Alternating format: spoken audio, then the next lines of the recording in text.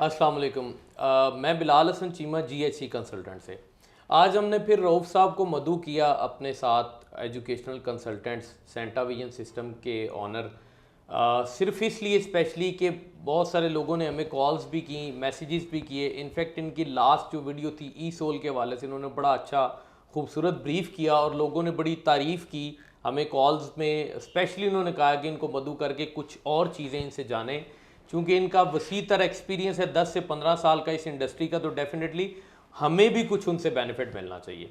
तो आज की ये जो सेशन है, इस पॉडकास्ट का मकसद ये है कि डन बेस वीज़ा के हवाले से आज हम रऊफ़ साहब से जानेंगे। सबसे पहले हम इन्हें वेलकम करते हैं। अस्सलाम वालेकुम सर। वालेकुम सलाम। कैसे हैं सर आप? अल्लाह पाक का करम, आप सुनाएं, से तबीयत ठीक है जी? अल्हम्दुलिल्लाह sir, thank you very much, आपने हमें अगेन टाइम दिया। जज़ाकल्लाह। हम बल्कि ऑडियंस की जो है ख्वाहिश के मुताबिक कभी कभी आपको बुलाते रहेंगे, मदद नहीं, कोई मसला नहीं है, अल्लाह पाक का करम है जी। इंशाल्लाह लोगों को हम गाइड करते रहेंगे इंशाल्लाह क्या हो रहा है सोसाइटी के अंदर ना। Thank you sir. अच्छा सर, डन बेस वीज़ा क्या है, सबसे पहला सवाल।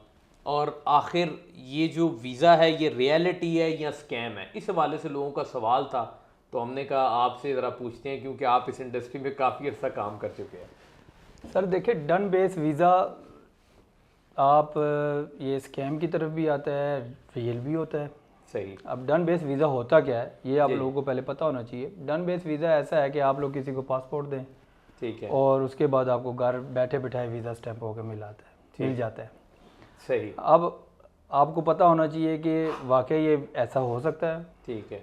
किस किस कंट्री में डन बेस वीज़ा हमारा एप्लीकेबल है, यानी कि कोई आपको कंसल्टेंट, कोई एजेंट, सही, कोई भी आपको कहे मैं आपको इस कंट्री का वीज़ा दिलवा सकता हूँ, ठीक तो है, ये इसके मीनिंग है, वो डन बेस वीज़े की बात कर रहा है। ठीक हो गया, आपको कुछ नहीं करना पड़ेगा। सही, ओके। अच्छा, मतलब वैसे पाकिस्तान के अंदर ये जो ऑपरेट करते हैं, जो लोग कहते हैं हम डन बेस वीज़ा देंगे, ये कैसे ऑपरेट कर रहे हैं? देखें, अब इसमें भी कैटेगरीज हैं डन बेस की। अगर आपको कोई कहे ना जी आपको उम्रा का वीज़ा दे रहे हैं, तो आप पासपोर्ट दें तो आपको डन बेस वीज़ा दे देते, तो डेफिनेटली हो सकता है डन बेस। बिल्कुल ठीक है, उसको कोई इतनी एफर्ट नहीं करनी पड़ती। ऐसे ही है। अगर आप किसी ऐसे कंट्री का विजिट वीज़े की बात करें, जिस तरह आप करें दुबई के विजिट वीज़े की बात करें, ये कतर के विजिट वीज़े की बात करें, जी मिडिल ईस्ट की जितनी भी स्टेट्स हैं उनकी अगर आप विजिट वीज़े की बात करें, तो वो डन बेस इजीली है कि वो उनका पासपोर्ट लेते हैं, कुछ FRC लेते हैं, NIC लेते हैं और अप्लाई करते हैं, वीज़ा मिल जाता है। ठीक है। इवन कि अगर आप अजरबैजान की भी बात करें, वो भी डन बेस वीज़ा उसके लिए आप कहा जाता है। लेकिन ये बात सिर्फ इन कंट्री के लिए नहीं होती। ठीक है। ये जो डन बेस की टर्म है, ये कहीं और जो ममालिक हैं हमारे, जिस तरह ये यूरोपियन कंट्रीज़ हैं हमारा, ये दूसरे जिस तरह अमेरिकन कंट्रीज़ हैं, सही है, जितना भी वेस्टर्न वर्ल्ड है ना, उसके लिए डन बेस का वर्ड यूज़ किया जाता है, जो कि जैसे यूरोप का मुझे वीज़ा लगवा डन बेस पे। हाँ, तो ये जो कंट्रीज़ हैं इनके लिए अगर कोई डन बेस की बात करता है तो वो मैं आपको बताऊंगा कि क्या करता है। अच्छा, ठीक। अच्छा, एक और सवाल है मेरा, मुझे भी, क्योंकि बहुत सारी कॉल्स आती हैं कि सर हमें डन बेस पे वीज़ा दे दें, लोग आखिर अट्रैक्ट क्यों होते हैं इससे डन बेस से? देखें, डन बेस के ये आपको पता है, जो हमारी कौम है, जी पाकिस्तानी कौम की मैं बात कर रहा हूँ, और इसमें साथ कश्मीरी कौम भी साथ शामिल होती है, तो ये चाहते हैं कि हम कुछ भी ना करें और हर चीज़ हमें प्लेट में मिल जाए। सही।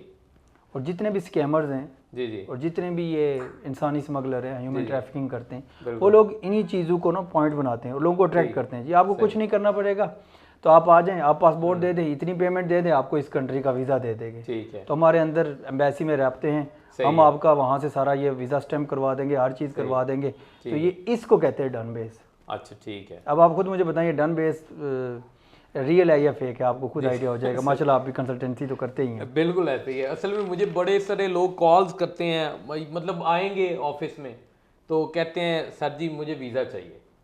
अब उनके मुताबिक हमने दराज में रखे हुए वीज़े निकालेंगे, पासपोर्ट पे लगा के दे देंगे। लेकिन कुछ लोगों ने ख़राब किया उन लोगों को, वो पढ़े लिखे नहीं होते, बस उनके पास पैसा होता है, ऐसे ही किसी तरीके से हमें यूरोप में पहुंचा दें जी, बिल्कुल, हमें UK पहुंचा दें, हमें इटली पहुंचा दें, हमें स्पेन पहुंचा दें, हमें कनाडा पहुंचा दें, हाँ जी, हमें अमेरिका पहुंचा दें, पैसे जितने मर्जी लग जाएं। हाँ जी, हमारे पास कोई लीगल डॉक्यूमेंट नहीं है, कोई हमारे पास बैंक स्टेटमेंट नहीं है, हमारी कोई ट्रैवल हिस्ट्री नहीं है, आप हमें वीज़ा देते, तो वो कहते जी हमारे अंदर एम्बेसी में रब्ते हैं, वहाँ पे अंदर बंदे से हमने रब्ता किया हुआ है, पाकिस्तानी भी है, वो वाला कमिश्नर भी होगा, जो भी हाई कमिश्नर होगा उनसे हमारे रब्ते हैं, बस आप इतनी पेमेंट का अरेंज करें, हम आपका वीज़ा करवा देंगे, घर आके लगेगा। और ये आपके सामने नज़र आ रहा है कि ये क्या है, ऐसे ही है, बिल्कुल ये क्लियर फेक है। ऐसी कोई कैटेगरी नहीं है। मैं इस वीडियो के तोफैल पूरे पाकिस्तान में जितने लोग हैं ये डन बेस वीज़े पे वर्किंग करना चाहते हैं, यकीन करें ये फ्रॉड है, कोई लीगल प्रोसेस नहीं है। हर कंट्री का जो यूरोप के कंट्रीज हैं, याद रखें उनके जो वीज़ा अप्लाई करते हैं हम लोग, प्रॉपर प्रोसेस है, बिल्कुल ऐसे ही है, प्रॉपर अपॉइंटमेंट्स है, बायोमेट्रिक सिस्टम है सर। आपके लिए हिस्ट्री होनी चाहिए, आपके पास बैंक स्टेटमेंट होनी चाहिए। मतलब मोस्टली ये विजिट वीज़े पे खेल खेला जाता है, सही, जिसमें आम सादा लोग अवाम को ना गुमराह किया जाता है, सही। और जिससे लोग दर लूटते जा रहे हैं और फ्रॉड होते जा रहे हैं पूरे पाकिस्तान में। ऐसा कोई है नहीं है सिस्टम के किसी का कोई एम्बेसी के अंदर तल्लुकात हूँ और आपको वो वीज़ा लगवा दे, किसी हाई कमिश्नर के साथ किसी के तल्लुकात हैं वो आपको वीज़ा स्टैम्प करवा दे। अब मैंने यहाँ तक भी, मेरी ऑब्जर्वेशन है, मेरा अपना एनालिसिस है कि कुछ लोगों ने यहाँ से स्टिकर प्रिंट करवाए होते हैं। इवन लोगों को इस हद तक लोगों की मासूमियत है कि स्टिकर पेस्ट करके दे देते हैं कि आपका वीज़ा हो गया और आप चले जाएं। वो जाके फैये वाले पकड़ लेते हैं, कोई और पकड़ लेता है, वो जेलों के अंदर चले जाते हैं, पेमेंट भी उनकी ज़या हो जाती है और इस तरह ये नुकसान हो रहा होता है।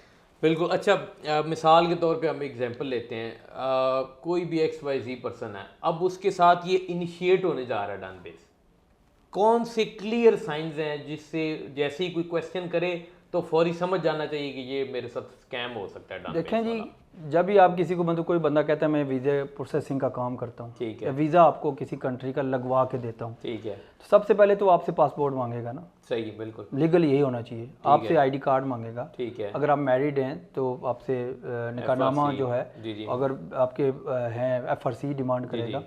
अगर आप विजिट वीज़े के लिए जाएंगे तो डेफिनेटली वो बैंक स्टेटमेंट आपसे डिमांड करेगा, बिल्कुल ऐसे ही। और बैंक स्टेटमेंट के अंदर जो ट्रांजैक्शंस हैं वो प्रॉपर होनी चाहिए। आप बिजनेसमैन होंगे तभी तो आप विजिट कर सकेंगे, नहीं तो आप कहीं सैलरीड एम्प्लॉय होंगे, कहीं एम्प्लॉय आपको सैलरी मिल रही होगी, उसकी बैंक स्टेटमेंट रिक्वायर होती है।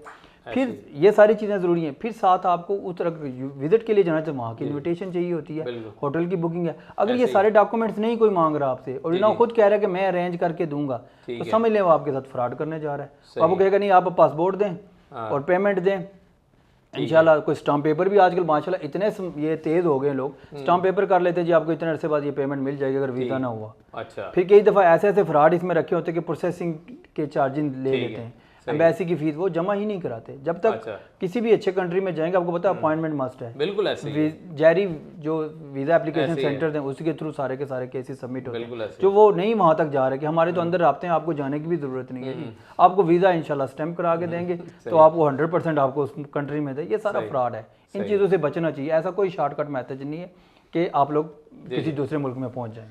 ठीक हो गया। अच्छा, लेट्स से फॉर एग्जांपल एक पर्सन है, हम समझते हैं कि अब वो फंस गया है, इसका विक्टिम बन चुका है, तो अब अगर वो बाहर आना चाहे तो कोई पॉसिबिलिटी नज़र आती है? बिल्कुल ऐसे ही है। कैसे?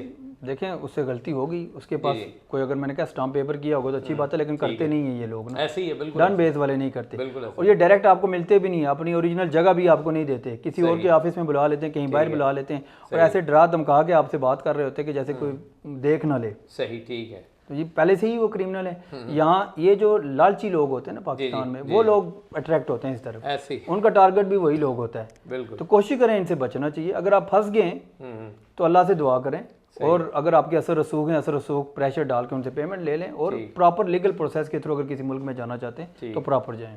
ओके हो गया। अच्छा,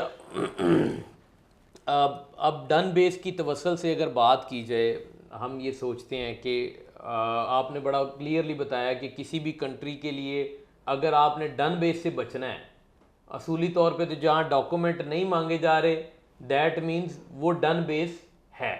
जहाँ पे आपसे डॉक्यूमेंट मांगे जाएं कंप्लीट कि आप प्रोवाइड करेंगे, दैट मीन्स वो डन बेस नहीं है। ठीक हो, बिल्कुल ऐसे ही है। ठीक हो गया। लेकिन कुछ कंट्रीज में ऐसा होता है ना कि डॉक्यूमेंट खुद कंसल्टेंसी इतनी माशाल्लाह एडवांस हो चुकी है, तो कहीं पे भी किसी को भी बिजनेस पार्टनर बना के, पिछले दरसे में काफ़ी सारे मैं कंसल्टेंट्स को जानता हूँ जिन्होंने काफ़ी सारे स्कैम किए। सही। कनाडा का बड़ा पिछले दिनों बड़ा चल रहा था कि हर बंदे को वीज़े मिल रहे हैं, यानी कनाडा वालों ने बगैर बैंक स्टेटमेंट के वीज़े मिल रहे हैं, सब कुछ लोग जा रहे हैं, एक दफ़ा अप्लाई करने की इतनी पेमेंट है, 2 दफ़ा अप्लाई करने की इतनी पेमेंट्स है। और मैं खुद देख चुका हूँ लोग वहाँ पे लाइन में लग के टोकन लेके पेमेंट दे रहे हैं, 1,25,000, दूसरे का 3,38,000। ये सारे स्कैम थे, ये सब स्कैम है। वो किसी को किसी का पार्टनर बनाते हैं, पार्टनर बना के उसका अप्लाई करते हैं, लग गया वीज़ा तो अच्छी बात है, नहीं लगा तो जी हमने तो ट्राई की थी। ये इस तरह के भी स्कैम चल रहे हैं मार्केट में। तो कोशिश करनी चाहिए, अगर आपने वाकई कहीं किसी कंट्री में जाना है सही, तो लीगल प्रोसेस को ही फॉलो करें। अगर आप नहीं कर सकते तो किसी के साथ बिजनेस पार्टनरशिप कर लें, बिल्कुल कुछ और कर लें। जो आपने वाकई जाना है घूमने के लिए, तो अगर आपने बरसरे रोजगार जाना है तो डेफिनेटली फिर हालात तो मुश्किल हैं। कोई वर्क परमिट आप देखें कहीं जेन्युइन मिलते हैं, आप उसका क्राइटेरिया अगर मैच होता है आप लोगों के साथ, आप अप्लाई करें, चले जाएं उस मुल्क में। सही sir, thank you very much, बहुत शुक्रिया आपका, क्योंकि ये चीज़ें ऐसी हैं कि जिसमें लोग बड़े स्टक होते हैं और बड़ा नुकसान किया लोगों ने, आज भी ज़मीनें बेचने को तैयार बैठे हैं। इस चैनल की वसासत से मैं यही कहना चाहूँगा बिलाल हसन चीमा साहब के अपने जो नाजरीन हैं हमारे, जो अक्सर बेशतर हमें पसंद भी करते हैं, देखते हैं कि आप लोग इन चीज़ों से इज्तनाब करें। डन बेस कोई कैटेगरी नहीं है, जो आपको कहे डन है वीज़ा जी, आपको मोस्टली यूरोप के बहुत ज़्यादा चल रहे हैं डन बेस ना, तो ऐसा कुछ नहीं है जी, ये सारा फ्रॉड है, सारा स्कैम है। इनसे बचें, अपने आप को बचाएं, अपने दोस्तों को बचाएं, घर वालों को बचाएं। कोई लीगल प्रोसेस है जिनकी हिस्ट्री अच्छी हो, कंपनी प्रोफाइल चेक करें जहाँ पे भी आप, अगर आप किसी के वीज़ा कंसल्टेंसी के लिए जाते हैं, कंसल्टेंसी तो पाकिस्तान में होती नहीं है जी, मोस्टली एजेंट ही होती है। इन चीज़ों से इज्तनाब करें और अपने आप को बचाएं, अपनी पेमेंट्स को बचाएं। और कुछ लोग दूसरे एजेंटों का सहारा लेते हैं जिसको डंकी भी कहते हैं पाकिस्तान में, तो उन चीज़ों से भी बचना चाहिए। ये सारी गैर कानूनी चीज़ें, इससे आपकी जान जा सकती है जी। थैंक यू वेरी मच जी, बहुत शुक्रिया। इस तरह की इन्फॉर्मेटिव वीडियोस के लिए हमारे चैनल के साथ जुड़े रहिएगा। आज तक के लिए इतना ही। इंशाल्लाह ताला किसी जो आप समझते हैं कि जिस टॉपिक के ऊपर आपको रहनुमाई चाहिए, आप हमें बता सकते हैं, हम इंशाल्लाह ताला रऊफ साहब को दोबारा भी दावत दे सकते हैं।